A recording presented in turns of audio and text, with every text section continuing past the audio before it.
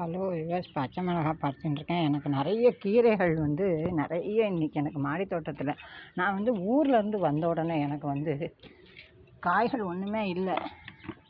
நேற்றுக்கு இருந்தது, ஒரு கத்திரிக்காய் நார் கடந்தது, அதை எடுத்து நான் பொரியல் பண்ணினேன்.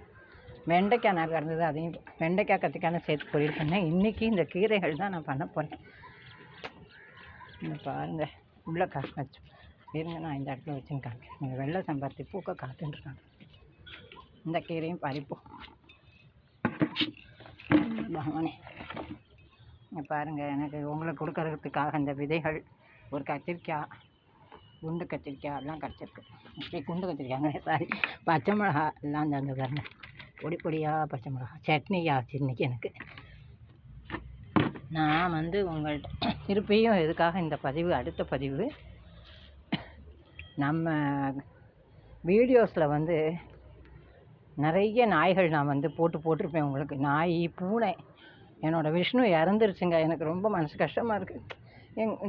நம்மளோட வீடியோவில் நிறைய விஷ்ணு ஆட்டம் போட்டிருக்கோம். அது எனக்கு என்ன சொல்கிறதுன்னு தெரில. எனக்கு அது வருஷப்பிறப்பு அன்றைக்கி ஒரு மாதிரி இருந்ததுங்க. எனக்கு ரொம்ப கஷ்டமாக இருக்குது. ஏன்னா அது விஷ்ணு ஒரு மாதிரி இருந்தது. அது நம்ம சாக போகிறோம்னு அதுக்கு தெரிஞ்சு என்கிட்ட சொல்லிட்டு போன மாதிரி இருந்தது எனக்கு. அது நாயே ஏதோ ஒன்று கடிச்சிருச்சுங்க.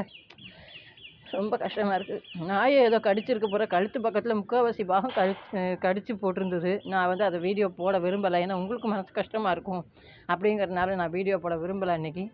அது அடுத்த நாள்லேருந்து எங்கிட்ட வரல. அது இறக்க போகிறோங்கிறது அதுக்கு தெரிஞ்சிருக்கு போல இருக்குது.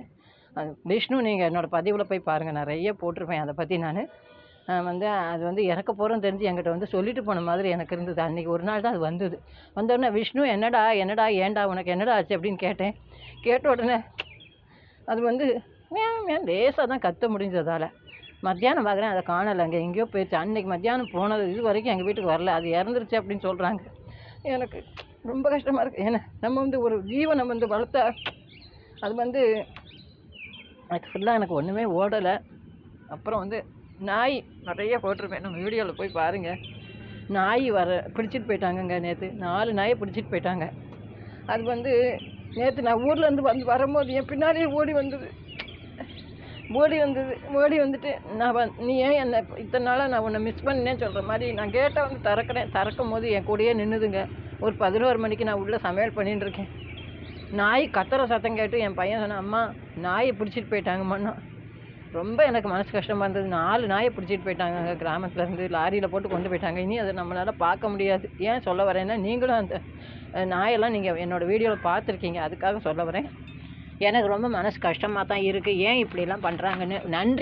நன்றி உண்டான ஜீவன் இல்லையா நாய். நன்றி உண்டான ஜீவனுங்க.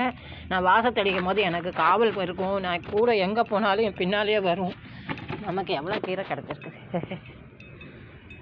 பாருங்கள். கஷ்டமாக இருக்குது. நன்றி, வணக்கம்.